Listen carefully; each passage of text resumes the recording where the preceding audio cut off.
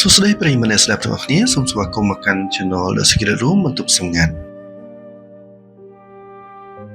ទីកន្លែងមួយនេះបង្កើតឡើងគឺសម្រាប់ជាបន្ទប់សុវត្ថិភាពសម្រាប់បងប្អូនមិត្តអ្នកស្ដាប់ទាំងអស់គ្នាដែលមានរឿងរ៉ាវលាក់ទុកក្នុងចិត្តមិនអាចនិយាយប្រាប់អ្នកណាបានមិនអាចទម្លាយឲ្យគេដឹងអ្នកនរគ្នាអាចសរសេរផ្ញើមកកាន់បន្ទប់សម្ងាត់បានដោយមិនតម្រូវឲ្យបង្ហាញពីអត្តសញ្ញាណឬក៏ឈ្មោះឡើយអត្តសញ្ញាណរបស់អ្នកនរគ្នានឹងត្រូវបានរក្សាទុកជាការសម្ងាត់បំផុត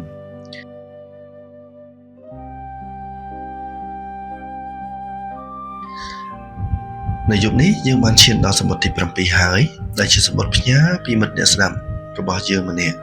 គាត់បានសម្រេចចិត្តទម្លាយរឿងដ៏ជូរចត់មួយដែលមនុស្សភាគច្រើនតែងតែលាក់ទុកនឹងខ្មាស់អៀនមិនហ៊ាននិយាយសម្បត្តិមួយច្បាប់នេះមានចំណងជើងយ៉ាងខ្លីផ្សារថា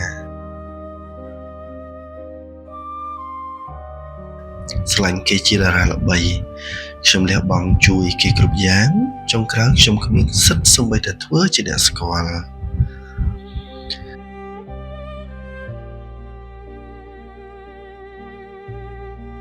តែការលះបង់ដ៏ស្ងប់ស្ងាត់របស់បរិមនេះត្រូវបានទទួលផលតបស្នងមកវិញបែបណាខ្លះសូមមិត្តអ្នកស្ដាប់ទាំងអស់គ្នាបន្ថយពន្លឺភ្លើងបន្ធូរអារម្មណ៍ហើយថ្មិចភ្លេចស្ដាប់រឿងរ៉ាវរបស់គាត់ទាំងអស់គ្នាសួស្តី admin និងមិត្តអ្នកស្ដាប់ក្នុង channel បន្ទប់សម្ងាត់ទាំងអស់គ្នាខ្ញុំដឹងថាមនុស្សភាគច្រើនមិនសូវចូលចិត្តនិយាយរឿងរ៉ាវស្នេហាបរាជ័យឬរឿងដែលធ្វើឲ្យខ្លួនឯងមើលទៅទន់ជ្រាយនោះទេប៉ុន្តែយប់នេះខ្ញុំពិតជាមានអារម្មណ៍លែងទប់ជាប់ខ្ញុំត្រូវការកន្លែងមួយដើម្បីទម្លាយវាចេញមកមុនពេលដែលបេះដូងមួយនេះត្រូវបានធ្លាយដោយសារតែការជឿចាប់ដែលលាក់ទុកតែម្នាក់ឯងរឿងរបស់ខ្ញុំវាជាដំណើរជីវិតរបស់មនុស្សប្រុសម្នាក់ដែលលះបង់ក្តីសុខនិងអនាគតខ្លួនឯងដើម្បីមនុស្សស្រីម្នាក់ប៉ុន្តែចុងក្រោយអ្វីដែលទទួលបានគឺភាពខកបំណងដ៏ធំធេងកាលពី6ឆ្នាំមុនខ្ញុំបានស្គាល់នារីម្នាក់ដែលនាងគឺជាក្មេងស្រីធម្មតាតែមានរូបរាងស្អាតមានក្តីស្រមៃចង់ខ្លាចជាតារា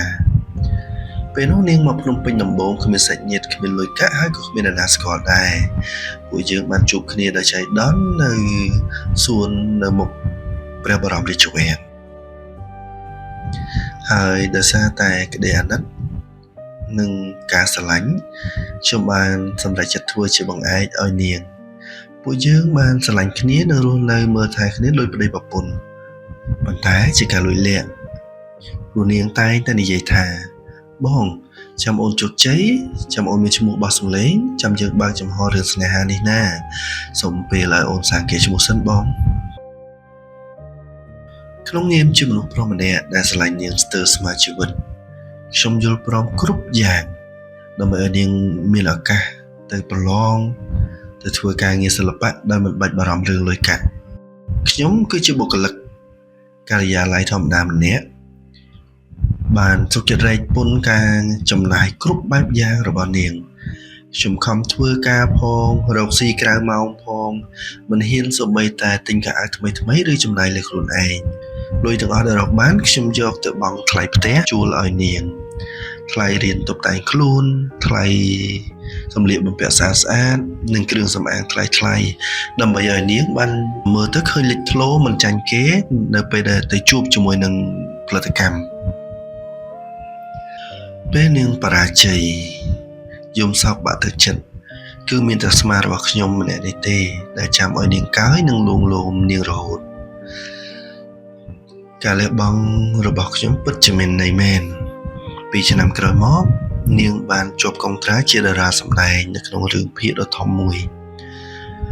គ្រាន់តែរឿងនោះបញ្ចាំងភ្លាមឈ្មោះរបស់នាងក៏ល្បីរន្ទឺពេញប្រទេសនាងក្លាយជាគ្រាប់ពេជ្រនៅក្នុងរង្វង់សិល្បៈមានអ្នកគាំទ្ររាប់លាននាក់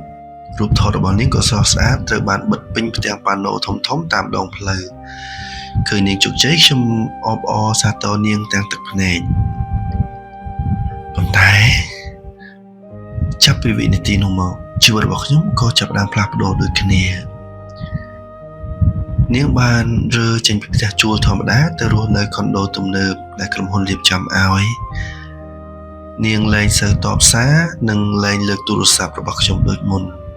ទម្រាំតែបានជួបនាងម្ដងខ្ញុំត្រូវលួចទៅជួបទាំងយប់អាត្រៀត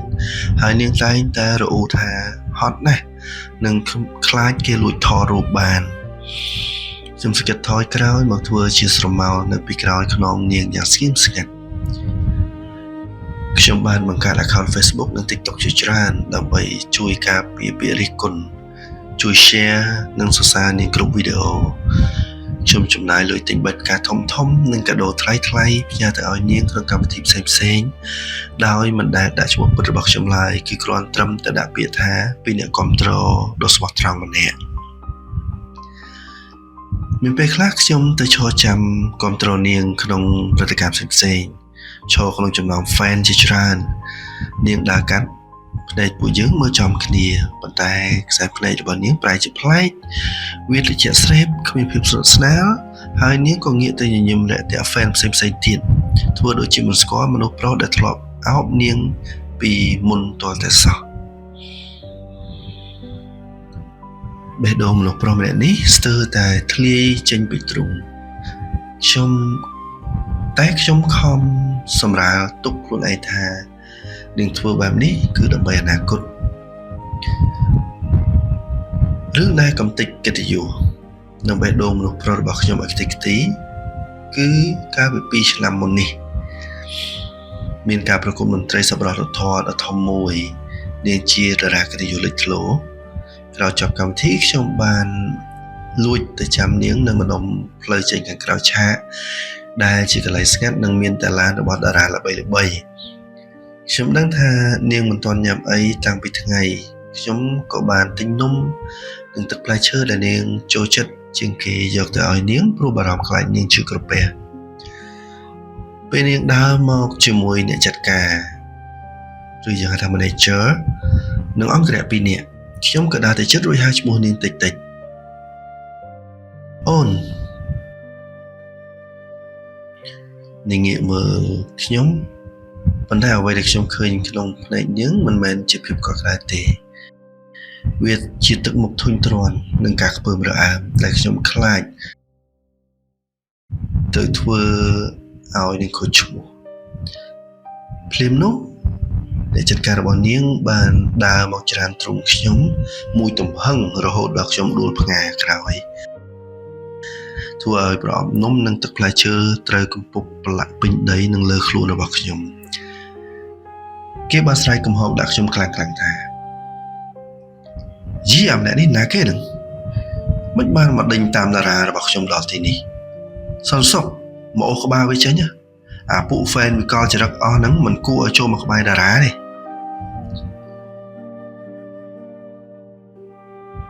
ខ្ញុំខំមាត់សម្លឹងមើលទៅភ្នែករបស់នាង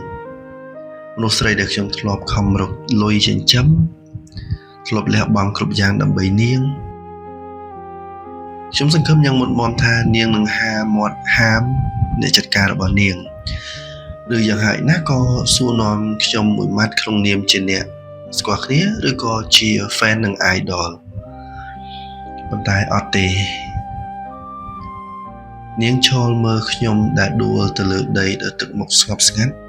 រួចងាកទៅប្រាប់ manager របស់នាងនៅអង្គរៈថាតើបងកុំខាតពេលជាមួយអាមនុស្សមិនស្គាល់មុខអីឡានមកដល់ហើយកុំឲ្យយឺតពេលពាក្យថាមនុស្សមិនស្គាល់មុខចេញពីមាត់មនុស្សស្រីដែលខ្ញុំស្រឡាញ់ជាងគេស្មើជីវិតវាបានសម្លាប់ដួងព្រលឹងនិងកិត្តិយសជាបុរសរបស់ខ្ញុំទាំងស្រុងក្នុងមួយវិនាទីនាងដើរឡើងឡានទំនើបបន្សល់ទុកឲ្យខ្ញុំអង្គុយលើដីម្នាក់ឯងហូរទឹកភ្នែកទាំងជាចាប់លាយឡំជាមួយនឹងកំទេចនំប្រឡាក់ពេញក្បាលនឹងលើដីមកដល់ពេលនេះខ្ញុំភ្ញាក់ដឹងខ្លួនហើយខ្ញុំដឹងថាខ្លួនជាមនុស្សលងខ្លាំងណាស់ខ្ញុំសុខចិត្តធ្វើជាចណ្ដើរឲ្យគេជន់ឡើងទៅលើមេឃតែពេលគេទៅដល់លើមេឃគេបែរជាធាក់ចណ្ដើរនោះចោលរួចមើលងាយចណ្ដើរថាជាចណ្ដើរប្រឡាក់ដីខ្ញុំគ្មានសិទ្ធិសូម្បីតែធ្វើជាអ្នកស្គាល់បងប្អូនអើយឬជាមិត្តម្នាក់ក្នុងជីវិតលស៊ីវិល័យរបស់គេក៏មិនបានផង ខ្ញុំជាសម្បត្តិនេះមកកាន់បន្ទប់សម្ងាត់មិនមែនដើម្បីសងសឹកឬចង់បង្ខូចឈ្មោះនាងទេព្រោះរហូតមកដល់ពេលនេះខ្ញុំក៏នៅតែមិនប្រាប់ថានាងជានរណាដែរហើយខ្ញុំក៏នឹងមិនប្រាប់ថានាងជានរណារហូតហើយសង្ឃឹមថាកិត្តិយសរបស់នាងនឹងខ្ពស់ត្រដែតតទៅមុខរហូតតទៅ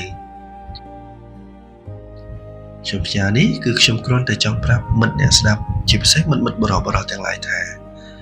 ស្រឡាញ់គេលះបង់ដើម្បីគេគឺមិនខុសទេតែត្រូវមើលផងថាមនុស្សម្នាក់នោះស័ក្តិសមនឹងឲ្យយើងលះបង់ដើម្បីគេឬអត់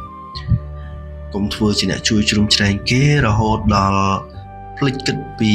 តម្លៃរបស់យើងនៅពេលចុងក្រោយជាសំខាន់គឺកិត្តិយសរបស់យើង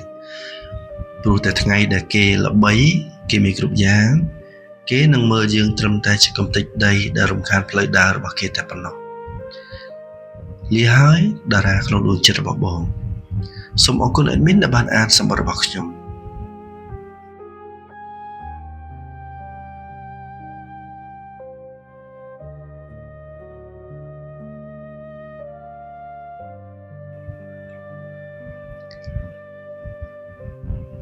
បាទមិនអ្នកស្ដាប់ទាំងអស់គ្នានេះជាខ្លឹមសារទាំងស្រុងនៃសម្បត្តិទី7ពីបរិសម្នាក់ដែលបានធ្វើជាជណ្ដើរឲ្យគេជន់ឡើងរហូតដល់មានភាពជោគជ័យហើយចុងក្រោយត្រូវគេក្រវែងចោលនិងមើលរំលងថែមទាំងលាក់បាំងសូម្បីតែពាក្យថាស្គាល់គ្នាពេលដែលខ្ញុំអានសម្បត្តិនេះចប់ខ្ញុំពិតជាមានអារម្មណ៍អាណិតរួចខកចិត្តជំនួសគាត់ខ្លាំងណាស់នៅក្នុងសង្គមបច្ចុប្បន្នមានមនុស្សមិនតិចទេដែលព្រោះតែពាក្យថាស្រឡាញ់គឺសុខចិត្តបិទភ្នែកបិទត្រចៀកលះបង់ទាំងលុយកាក់ពេលវេលាកម្លាំងចិត្តនិងកិត្តិយសខ្លួនឯងដើម្បីជុំជ្រែងនរណាម្នាក់ប៉ុន្តែយើងភ្លេចគិតថាទឹកចិត្តរបស់មនុស្សអាចប្រែប្រួលបានគ្រប់ពេលនៅពេលដែលអនាគតនិងបរិស្ថានជុំវិញខ្លួនរបស់គេផ្លាស់ប្ដូរគឺអាកប្បកិរិយារបស់គេនឹងផ្លាស់ប្ដូរចំពោះយើងដូចគ្នាខ្ញុំសង្ឃឹមថាម្ចាស់សម្បត្តិទី7នេះនឹងអាចរកមនុស្សដែលល្អហើយស្រឡាញ់អ្នកពិតអាចចាប់ដៃកសាងគ្រួសារដ៏កក់ក្ដៅជាមួយគ្នាបានក្នុងពេលឆាប់ៗចូលមកអ្នកស្ដាប់ទាំងអស់គ្នាវិញយល់យ៉ាងណាដែរចំពោះរឿងរ៉ាវមួយនេះតើអ្នកធ្លាប់ជួបប្រទះឬមានបទពិសោធន៍លះបង់ដើម្បីគេរួចត្រូវគេធ្វើមិនស្គាល់បែបនេះឬទេសូមបញ្ចេញមតិក្នុងប្រអប់ comment ខាងក្រោមវីដេអូនេះបានបើសិនបើអ្នកទាំងអស់គ្នាពេញចិត្តនៅ content បែបនេះសូមចុច like share និង subscribe channel The Secret Room បន្ទប់សម្ងាត់ដើម្បីជាកម្លាំងចិត្តក្នុងការធ្វើវីដេអូបន្ទាប់ហើយនឹងកម្លាំងចិត្តដល់បងប្អូនក្រោយៗទៀតឲ្យគាត់បានទម្លាយរឿងសម្ងាត់របស់គាត់ពីក្នុងចិត្តហើយចែកចាយដល់យើងទាំងអស់គ្នាបានស្ដាប់និងបានយល់ចិត្តគាត់ជាមួយគ្នាសម្រាប់រាត្រីនេះ admin សូមអរគុណនិងជូនពរមិត្តស្ដាប់ទាំងអស់គ្នាគេលូកស្កប់ស្កល់ក្នុងសុបិនដ៏ល្អយើងនឹងជួបគ្នាក្នុងវីដេអូអានសម្បត្តិក្រោយទៀត